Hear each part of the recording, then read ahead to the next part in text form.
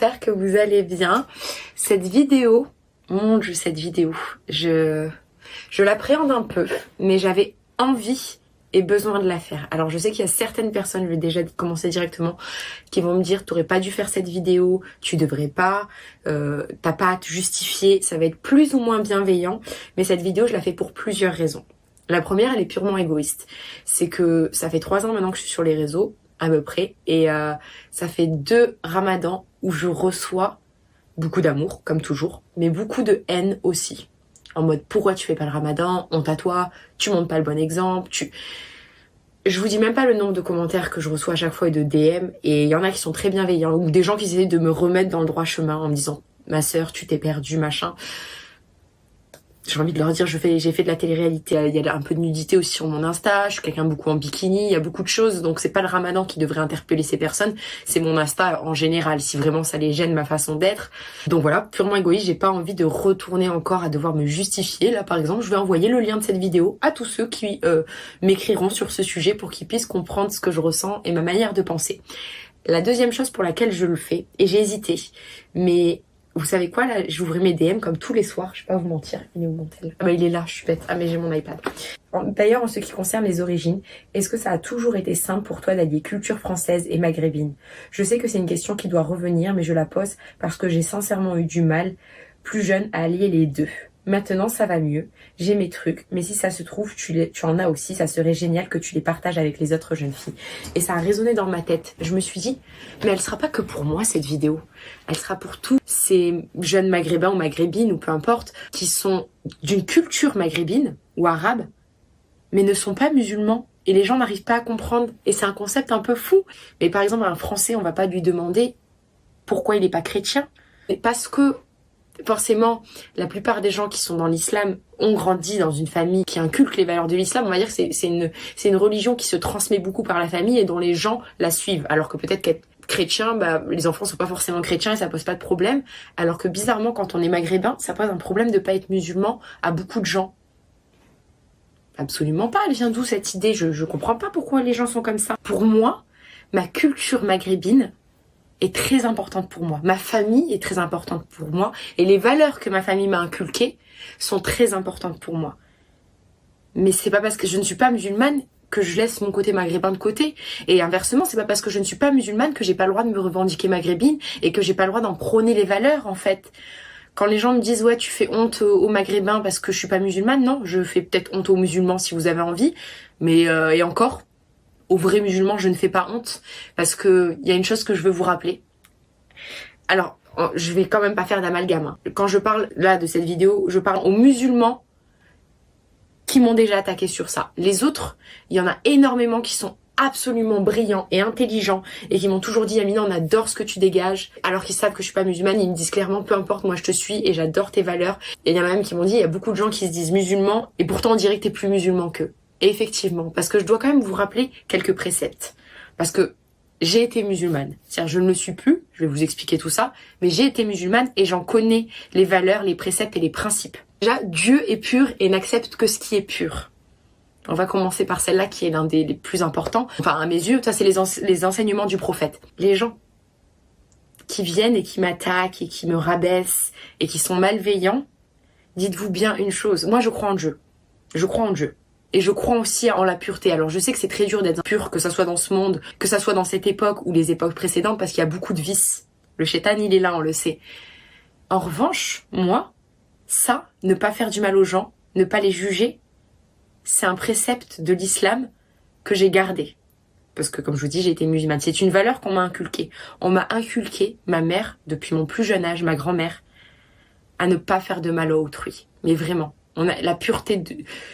Dieu nous a placés sur cette terre, nous, les animaux, les arbres, nous. Pour moi, Dieu est créateur, ça c'est sûr et certain.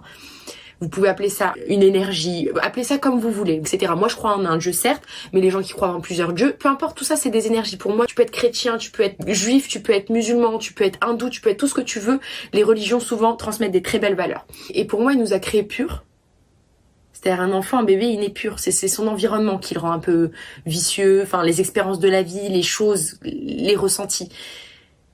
Mais pour moi, l'homme naît profondément bon. C'est la société qui le rend mauvais. Ça, c'est pas une religion, c'est C'est qui a écrit ça? On va dormir moins bête. Je sais que c'est un philosophe. Je vais quand même essayer de deviner avant. Ou c'est Platon? Non, attends, ça revient pas. Je crois que c'est Rousseau, une connerie comme ça. Attends, on va voir. Alors, bon, Jean-Jacques Rousseau. Oh là là, la fille est bonne, la fille est bonne. Pardon. Arrogance, péché. Bref, du coup, nous on est posé là sur cette terre et la vie est une épreuve. Alors peu importe, après pareil, si on croit aux réincarnations, au paradis, à l'enfer, on croit à ce qu'on veut.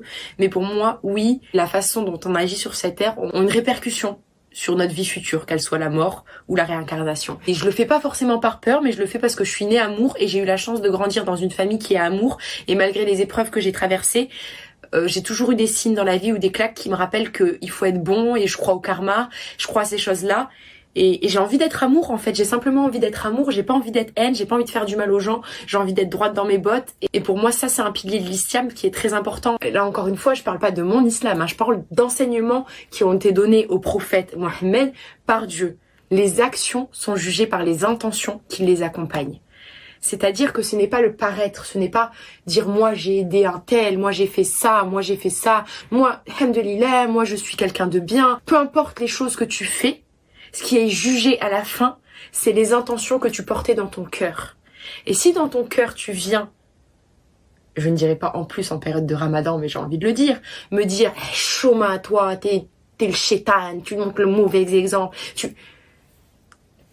ton intention est de m'envoyer de la haine. Donc peu importe que ta formulation soit pour me remettre dans le droit chemin, tes intentions sont mauvaises, elles sont de me faire du mal. Enfin c'est fait avec bienveillance, je ne parle pas là, je parle vraiment des gens qui sont méchants. Donc déjà, t'as loupé un enseignement clé de l'islam. On te dit dans l'islam que tu ne dois pas causer à autrui du tort de manière intentionnelle.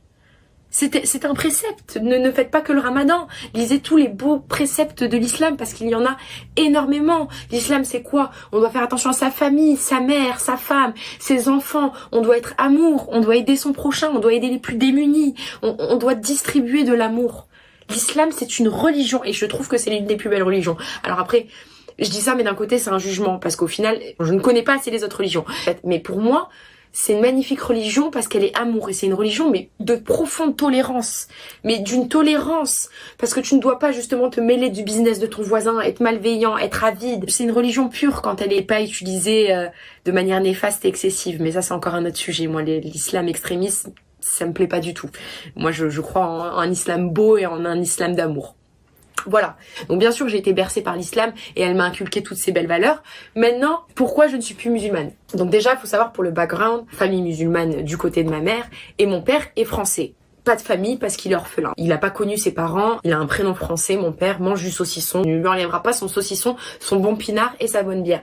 Donc j'ai grandi certes dans une famille musulmane et le week-end j'allais chez mon père qui coupait son sauciclard et qui me disait ma fille, tu sais pas ce que tu loupes. En plus mon père c'est vraiment une zéro religion, athée, il a vécu beaucoup de choses difficiles dans son enfance. Donc lui quand tu lui parles de religion il dit bah écoute si jamais je me suis gourée et que bah Dieu existe, au pire j'irai en enfer, je suis sûre qu'au moins il y aura de la tequila et des femmes nues sur un bar. Voilà la réponse de mon père pour vous dire un peu dans quoi j'ai grandi. 2 salles, 2 ambiances. Donc forcément moi bah jeune bah je j'étais plus souvent chez ma mère naturellement, bah je mange toujours pas de porc d'ailleurs parce que là pour le coup c'est même une question de religion, ça m'écœure, ça me dégoûte au même titre que les gens sont écœurés quand ils sont végétariens de voir de la viande rouge. Bah moi ça me fait le même effet avec le porc, ça me répugne. Du coup, bref. Donc forcément, bah voilà, moi je faisais le ramadan, je mangeais halal, etc. Puis j'ai grandi. Et en grandissant, j'ai fait des rencontres dans ma vie, j'ai voyagé, j'ai vécu à Londres. On va dire j'ai pas coupé, mais je vivais plus avec ma famille. J'avais plus mes amis forcément parce que j'ai des amis musulmans. Du coup, j'étais baignée dans d'autres cultures, dans d'autres choses. Et puis, bah, je me suis retrouvée avec moi-même. Et puis, je me suis posé des questions sur Dieu. À des moments où j'étais là, j'étais un peu paumée. Et je me suis dit, bah, Dieu, non, il m'arrivait ça dans la vie. Pour moi, il y a pas de Dieu. Et j'ai eu cette période-là de rejet. Et puis après, j'ai encore grandi.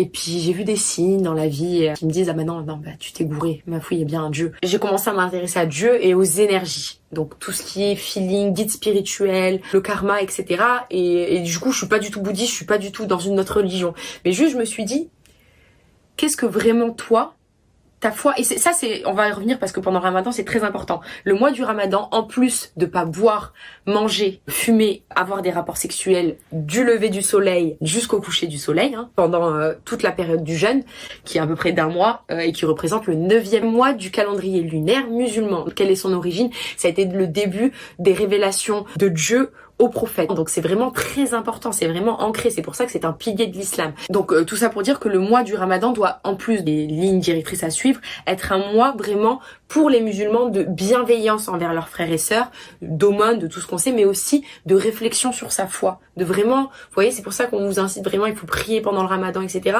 C'est parce que c'est un mois très fort, très vibratoire aussi chez les musulmans, et qui fait qu'on se reconnecte et on retisse avec sa foi.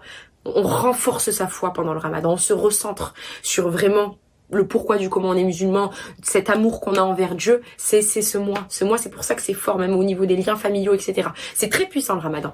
Et ça, c'est ce qui s'est produit aussi pour moi. Ça a été mon Ramadan, un moment dans ma vie où je me suis dit, quelle est ta foi? Et à quel point tu aimes Dieu? À quel point tu as la foi, en fait, simplement. Et c'est là où je me suis dit, est-ce que tu crois par exemple au paradis, à l'enfer? Il y a toutes ces notions qui sont venues. Pourquoi tu fais pas de mal aux gens? Pourquoi t'es pas avide? Pourquoi t'as pas besoin de tout cet argent, de cumuler de l'argent, qui t'a écrasé les gens? Pourquoi t'es pas comme ça? Qu'est-ce qui fait? Est-ce que c'est parce que t'as peur d'aller en enfer? Eh bien non. En fait, c'est parce que j'aime profondément l'être humain. Alors certes, il y en a qui méritent des claques, on va pas se mentir. Mais j'aime en fait la nature, j'aime tout ce que Dieu a posé sur cette terre, je trouve ça magique. Je trouve ça ouf qu'on ait un intestin avec un cœur qui fait battre, qui fait pomper le sang dans nos membres. Et c'est, regardez mes doigts en fait, c'est ça que je me dis. Genre j'en ai des frissons rien que d'en parler, j'ai envie de pleurer. Je me dis, regardez les êtres qu'on est, c'est fou. Un arbre qui pousse et tout, c'est genre on peut me parler de cellulaire, alors peut-être que les gens qui sont très physique-chimie vont s'arracher les cheveux, ils vont dire c'est quoi, c'était l'uberlu, mais je me suis dit, c'est beau ce que Dieu a créé. On est beau et on peut s'aimer, on peut s'enlacer, on peut s'embrasser, on ressent des choses. Et regardez comme on a mal au cœur quand on fait du mal. On culpabilise, on n'est pas bien. C'est forcément qu'il y a du bien et du mal. Il y a le yin et le yang. Et je ne peux pas ne pas avoir foi en Dieu quand je vois ça. Maintenant, je me dis, est-ce que tu penses, toujours dans les mêmes questions. Et je dis pas aux gens de faire comme moi. Moi, si vous êtes bien dans la religion musulmane, mais mon Dieu, allez-y les deux pieds dedans, parce que la religion musulmane et toutes les religions sont très belles quand on les suit. C'est une belle hygiène de vie, c'est des belles valeurs envers Dieu, envers l'humanité, le respect d'autrui. Et les religions, pour beaucoup, ont beaucoup de magnifiques préceptes. Donc je ne dis pas d'arrêter d'être musulman, ou d'arrêter d'être chrétien, ou d'arrêter d'être ci, ou d'être ça. Absolument pas. Je vous explique mon expérience en fait. Et parce que ça peut aussi des gens à déculpabiliser si jamais ils se posent les mêmes questions et ils sont pas bien et ils se sentent jugés et ils ont peur en fait.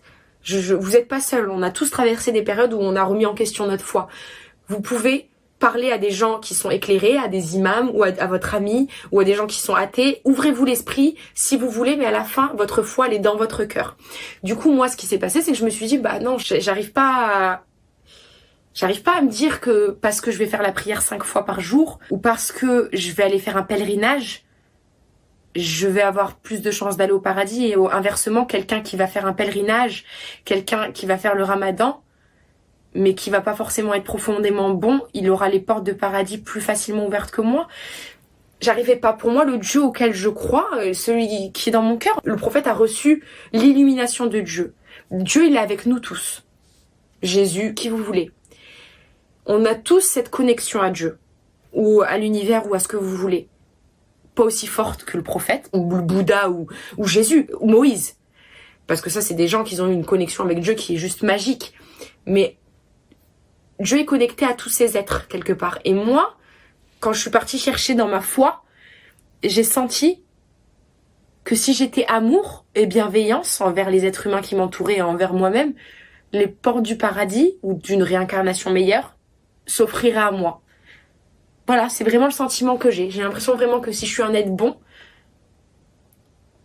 Dieu, il me refusera pas les portes du paradis. Alors peut-être que je pense être bien et que je le suis pas, et peut-être que je suis pas une bonne personne et que je finirai en enfer, ou que je vais me réincarner dans une vie extra pourrie, d'escargot qui se fait écraser et qui survit et qui se refait écraser. Je sais pas dans quoi je vais me réincarner, ou dans un cactus que personne n'aime, ou un moustique.